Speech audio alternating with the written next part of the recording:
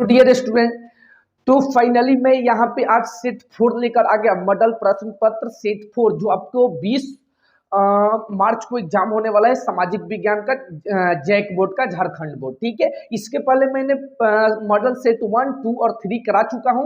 Link description में है, जाकर जरूर देखेंगे। फिर आपको 4 में आना है। ठीक है, तो चलिए यहाँ पे आपको मेरा वादा है अब की बार 100% आपके एग्जाम में करके आना है। जब आप एग्जाम में से निकले तो आपके चेहरे पर रौनक हो। सारी बातें मैं बता दिया हूँ मॉडल सेट 1 में। 1, 2, 3 जाकर पहले देखें, फिर आए 4 में। ठीक है, तो चलिए देरी ना करते हुए जल्दी से स्टार्ट करते हैं और इसका विनाश करते हैं। ठीक है, सारे क्वेश्चन का। चलिए यहाँ पे सबसे पहले ये निर्देश कुछ दिया गया है, पहले सेट में बता दिए हैं, यहाँ पे पढ़ लीजिएगा निर्देश। फाइनली चलते हैं अपने क्वेश्चन की तरफ और क्वेश्चन आपको समझाने की कोशिश करते हैं। ठीक है, देखिए पहला क्वेश्चन है, अनअस्टर रेनन कौन थे? अनअस्टर रेनन कौन थे? तो इसका सही आंसर क्या हो जाएगा बताने की कोशिश करें तो इसका सही आंसर हो जाएगा यहाँ पे फ्रांसीसी दार्शनिक। कौन सा आंसर हो जाएगा? फ्रांसीसी दार्शनिक, यानी option B is the right answer हो जाएगा। जिसका आपको आंसर पता है, एक कॉपी में 1 से 40 तक नंबरिंग कर लीजिए, 1, 2, 3, 4, और सबका वहां पे अपने कॉपी पे इसका सबका आंसर देते जाइए। ठीक है, अब फिर मैं बताऊंगा तो वहां पे आप मिलाइएगा ताकि आपको पता चले मैं कितना स्कोर कर रहा हूं। ठीक है,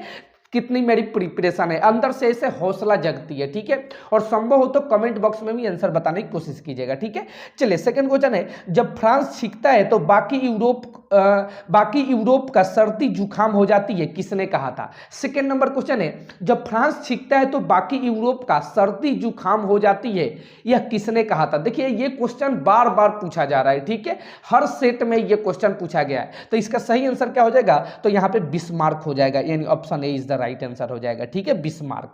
चलिए थर्ड नंबर क्वेश्चन है यहाँ पे कि राष्ट्रवाद की पहली अभिव्यक्ति किस क्रांति के साथ हुई थी? ठीक है, इसका सही आंसर क्या हो जाएगा? तो 1789 फ्रांसीसी क्रांति, यानी option B is the right answer इसका भी हो जाएगा। ठीक है, option B is the right answer हो जाएगा, 1789 की फ्रांसीसी क्रांति। चलिए 4 नंबर क्वेश्चन है यहाँ पे, दुनिया में पहली भूमिगत रेल का निर्माण कहां हुआ?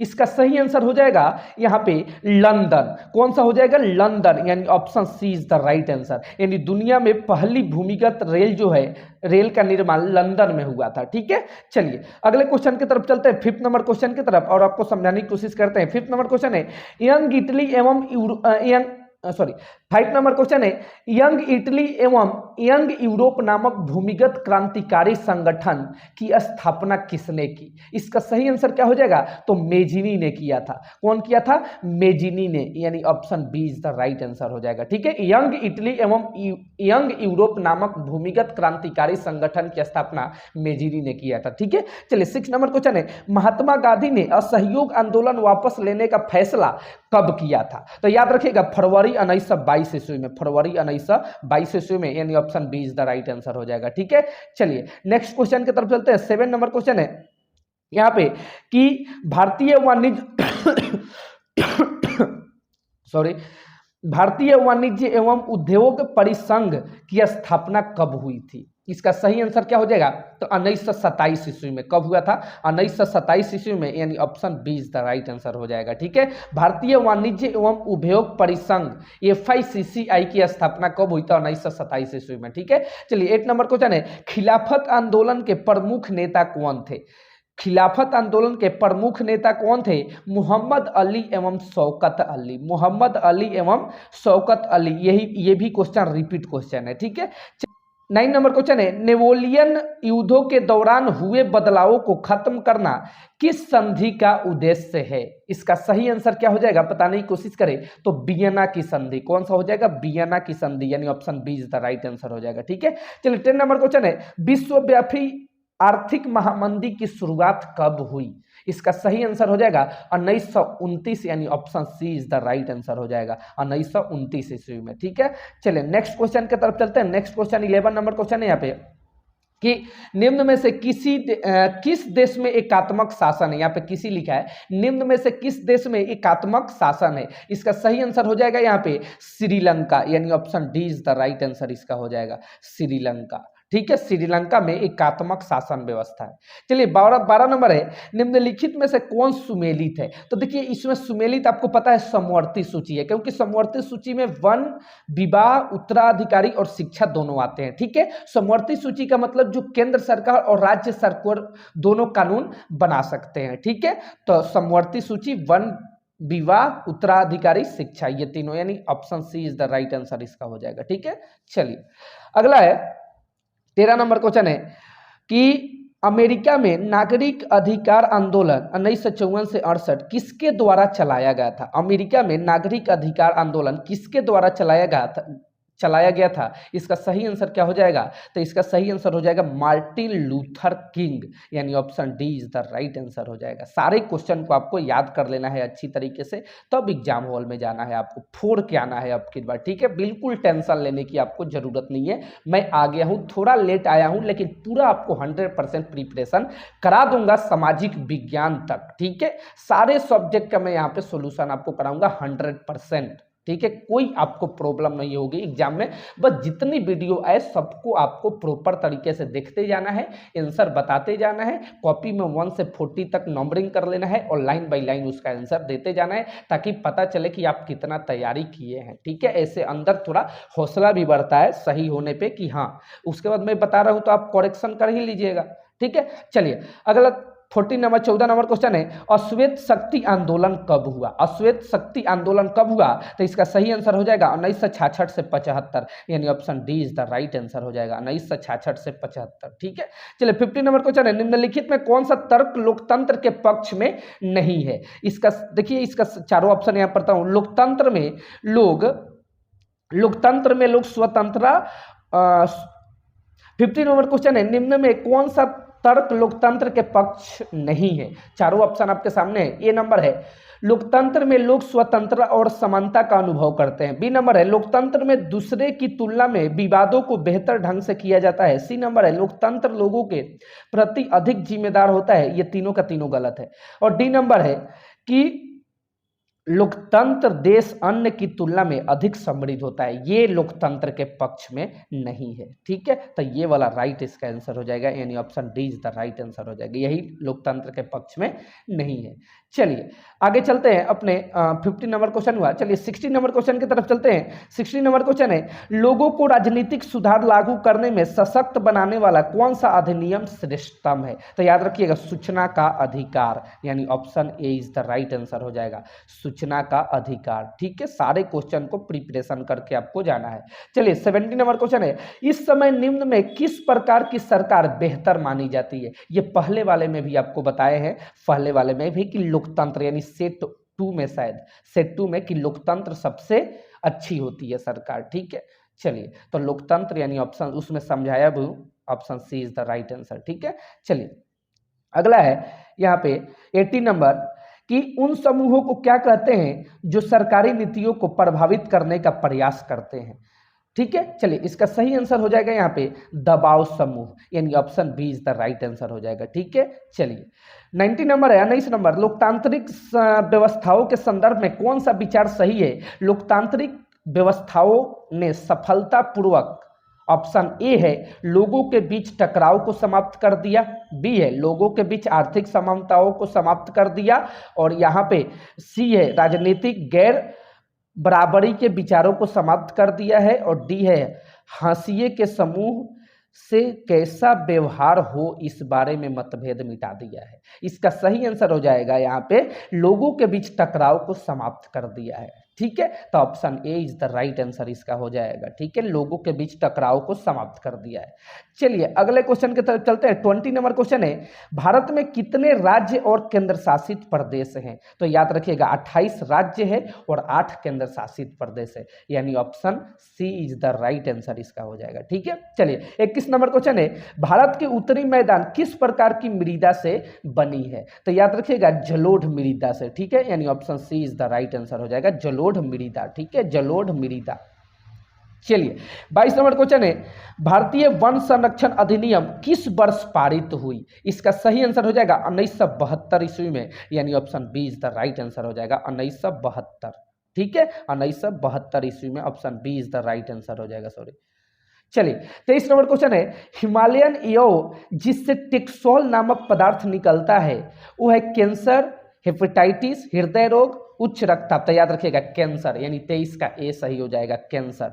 ठीक है, चलिए हिमालय एओ जिससे टेक्सोल नामक पदार्थ निकलता है वो कैंसर, ठीक है, कैंसर है, वो कैंसर के काम में आते हैं। ठीक है, टेक्सोल पदार्थ जो निकलता है वो कैंसर के लिए उपयुक्त है। ठीक है, चलिए 24 नंबर क्वेश्चन है यहाँ पे कि बहुउद्देशीय नदी घाटी को आधुनिक भारत का मंदिर किसने कहा था? जवाहरलाल नेहरू, सरदार वल्लभ भाई पटेल, डॉक्टर राजेंद्र प्रसाद, मौलाना अबुल कलाम आजाद। इसका सही आंसर 24 का बताने की कोशिश करें तो इसका सही आंसर हो जाएगा जवाहरलाल नेहरू, यानी option A is the right answer इसका हो जाएगा। ठीक है, चलिए 25 नंबर क्वेश्चन है यहाँ पे, निम्न में कौन सा तर्क बहुउद्देशीय बांध के तर्क में नहीं है? ये जल की कमी वाले क्षेत्रों में जल लाती है, ये बाढ़ का नियंत्रण करती है, इससे भारी संख्या में विस्थापन होता है और ये जल विद्युत का उत्पादन करते हैं। चारों ऑप्शन आपके सामने है, सही आंसर इसका हो जाएगा option C is the right answer, इससे भारी संख्या में विस्थापन होता है, यानी option B is the right answer हो जाएगा। ठीक है, चलिए अगला क्वेश्चन है यहाँ पे 26 नंबर, झूम किस प्रकार की कृषि का उदाहरण है? बताने की कोशिश करें, इसका सही आंसर क्या हो जाएगा? तो याद रखिएगा जीवन निर्वाह कृषि, जीवन निर्वाह कृषि। झूम किस प्रकार की कृषि का उदाहरण है? तो जीवन निर्वाह कृषि, यानी option C is the right answer इसका हो जाएगा। ठीक है, चलिए 27 नंबर क्वेश्चन है कि एचवीजे पाइपलाइन की कुल लंबाई कितनी है? एचवीजे पाइपलाइन की कुल लंबाई कितनी है? इसका सही आंसर बताने की कोशिश करें, इसका सही आंसर क्या हो जाएगा? तो याद रखिएगा 1700 किलोमीटर। एचवीजे पाइप की कुल लंबाई कितनी है? 1700 किलोमीटर, यानी option B is the right answer इसका हो जाएगा। ठीक है, चलिए अगला 28 नंबर क्वेश्चन है, निम्न में से किस उद्योग को आधारभूत उद्योग कहा जाता है? इसका सही आंसर क्या हो जाएगा? तो याद रखिएगा option A is the right answer हो जाएगा, लौह इस्पात उद्योग। निम्न में किस उद्योग को आधारभूत उद्योग कहते हैं? तो लौह इस्पात उद्योग को, यानी option A is the right answer इसका हो जाएगा, याद रखिएगा। ठीक है, VBI क्वेश्चन है। चलिए 29 नंबर क्वेश्चन है कि मैनचेस्टर ऑफ इंडिया कहा जाता है मुंबई को, कोलकाता को, कानपुर को, अहमदाबाद को। इसका सही आंसर हो जाएगा यहाँ पे अहमदाबाद, यानी option D is the right answer हो जाएगा। ठीक है, चलिए 30 नंबर क्वेश्चन है यहाँ पे, सीमा सड़क संगठन BRO की स्थापना किस वर्ष हुई? इसका सही आंसर हो जाएगा 1960 ईस्वी में, यानी option B is the right answer हो जाएगा। ठीक है, चलिए 31 नंबर क्वेश्चन है, एक वस्तु का अधिकांशतः प्राकृतिक प्रक्रिया से उत्पादक क्षेत्रक की गतिविधि है। 31 नंबर क्वेश्चन है, एक वस्तु का अधिकांशतः प्राकृतिक, यहाँ पे प्राकृतिक होगा, प्रक्रिया से उत्पादन क्षेत्रक की गतिविधि है, प्राथमिक, द्वितीयक, तृतीयक उद्योग। इसका सही आंसर क्या हो जाएगा? तो प्राथमिक, यानी option A is the right answer हो जाएगा। ठीक है, चलिए अगला क्वेश्चन है यहाँ पे 32 नंबर, कौन सा क्षेत्र भारत में सबसे बड़े रोजगार उत्पादक क्षेत्र के रूप में उभरा है? इसका सही आंसर बताने की कोशिश करें, इसका सही आंसर क्या हो जाएगा? तो तृतीयक क्षेत्र, यानी option B is the right answer इसका हो जाएगा, तृतीयक क्षेत्र। ठीक है, तृतीयक क्षेत्र, option B is the right answer इसका हो जाएगा। चलिए तृतीयक क्षेत्र को सेवा क्षेत्र भी कहते हैं, याद रखिएगा। ठीक है, तो इसमें क्या होता है, रोजगार एक सेवा क्षेत्र है, रोजगार देते हैं, रोजगार उत्पादक ये एक सेवा क्षेत्र है, तो इसे तृतीयक क्षेत्र बोलेंगे। ठीक है, चलिए 33 नंबर क्वेश्चन है, देखिए ये बहुत बड़ी क्वेश्चन नहीं है। मान लीजिए कि एक देश में 4 परिवार है, इन परिवारों की प्रति व्यक्ति आय 5000 रुपये है। अगर 3 परिवारों की आय क्रमशः 4000 रुपये, 7000 रुपये, 3000 रुपये है, तो चौथे परिवार की आय क्या होगा? इजी क्वेश्चन है, एकदम इजी क्वेश्चन है। आप बना सकते हैं 5000 में से 5000 में से इसको माइनस कर देंगे ऐड करके, जो निकलेगा वही आपका हो जाएगा। ठीक है, ये इजी क्वेश्चन है, ये आप कॉमेंट बॉक्स में बताइएगा इसका आंसर। ठीक है, इसका करके आप कमेंट बॉक्स में जरूर बताएंगे, जो सबसे पहले बताएंगे और सही बताएंगे उसका मैं जो कमेंट है वो कमेंट सेक्शन में मैं पिन करूंगा। ठीक है, चलिए अगला क्वेश्चन है, नेक्स्ट क्वेश्चन मेरा 34 नंबर, कि मनरेगा एक वर्ष में कितने दिन रोजगार देता है? मनरेगा यानी महात्मा गांधी राष्ट्रीय ग्रामीण रोजगार गारंटी अधिनियम 2005 में लागू हुई थी। ये एक वर्ष में कितने दिन रोजगार देता है? तो याद रखिएगा 100 दिन। कितने दिन? 100 दिन। मोस्ट इंपोर्टेंट VBI क्वेश्चन है ये। ठीक है, याद करके रखना इसको। ठीक है, चलिए सॉरी, नेक्स्ट क्वेश्चन है मेरा 35 नंबर, ऋण की शर्तों में कौन शामिल है? ब्याज दर, ऋण की राशि, ऋणधार और उपयुक्त सभी। तो याद रखिएगा उपयुक्त सभी, यानी सभी शामिल है इसमें। ठीक है, चलिए ब्याज दर भी शामिल है, ऋण की राशि भी शामिल है, ऋण दर भी शामिल है, उपयुक्त सभी हो जाएगा। ठीक है, चलिए 36 नंबर क्वेश्चन है, वैश्वीकरण ने जीवन स्तर के सुधार में सहायता पहुंचाई है। ऑप्शन बताने यहाँ पे दिया गया, सभी लोगों के, विकसित देशों के लोगों के, विकासशील देशों के श्रमिकों के, और इनमें से कोई नहीं। इसका सही आंसर क्या हो जाएगा, बताने की कोशिश करें तो याद रखिएगा इनमें से कोई नहीं। यानी वैश्वीकरण ने जीवन स्तर के सुधार में सहायता पहुंचाई है, सभी लोगों के ये भी नहीं है, विकसित देशों के लोगों के ये भी नहीं है, विकासशील देशों के श्रमिकों के ये भी नहीं है, और इनमें से कोई नहीं। तो ये आपका सही हो जाएगा। यानी चारों ये जो तीनों ऑप्शन दिया गया ये बिल्कुल गलत है, ठीक है। तो इनमें से कोई नहीं है, इसका ऑप्शन डी सही हो जाएगा, ठीक है। चलिए अगला 37 नंबर क्वेश्चन है, राष्ट्रीय उपभोक्ता दिवस कब मनाया जाता है? राष्ट्रीय उपभोक्ता दिवस कब मनाया जाता है? तो option B is the right answer, यानी 24 दिसंबर, ठीक है, याद करिएगा 24 दिसंबर मस्ट वीवीआई क्वेश्चन है, 24 दिसंबर याद रखिएगा, ठीक है। सारे क्वेश्चन को आपको याद करके जाना है, एग्जाम में फोड़ के आना है अब की बार, ठीक है। सोशल साइंस में सारे इसी तरीके से सब्जेक्ट में आपको दूंगा, सभी की तैयारी जोर तोड़ से कराऊंगा, ठीक है। चलिए अगला यहाँ पे क्वेश्चन है 38 नंबर, सार्वजनिक और निजी क्षेत्रक आधार पर विभाजित किया जाता है। तो याद रखिएगा 38 नंबर क्वेश्चन है यहाँ पे, 38 नंबर क्वेश्चन है यहाँ पे कि सार्वजनिक और निजी क्षेत्रक आधार पर विभाजित किया जाता है रोजगार की शर्तों को, आर्थिक गतिविधि का स्वभाव, उद्यमों का स्वामित्व। तो याद रखिएगा उद्यमों का स्वामित्व, यानी option C is the right answer इसका हो जाएगा, ठीक है। उद्यम से नियोजित श्रमिकों की संख्या ये भी नहीं, उद्यमों का स्वामित्व, option B is the right answer हो जाएगा, ठीक है। चलिए 39 नंबर देखने की कोशिश करते हैं, मात्र अब ज्यादा क्वेश्चन है, सॉरी 2 और क्वेश्चन है।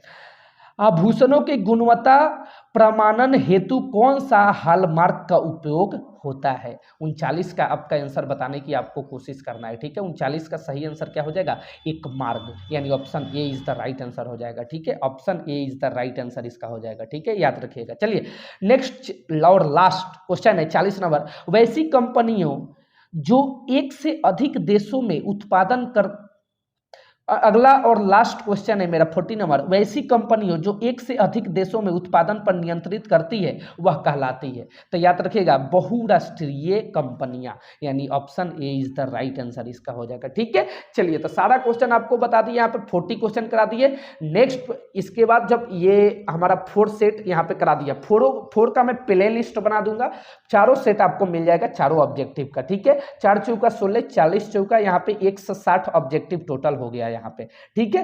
पूरा याद करना है आपको, इसके बाद मैं part by part of short question यहाँ पे कराते जाऊंगा, ठीक है, यानी सब्जेक्टिव, ठीक है। आपको 100 में 100 करके 100% में 100% आपको रिजल्ट करके आना है, आपकी बार मेरा वादा है, ठीक है। तो चलिए मिलते हैं शॉर्ट क्वेश्चन के लिए नेक्स्ट वीडियो में, तब तक के लिए गुड बाय, लव यू।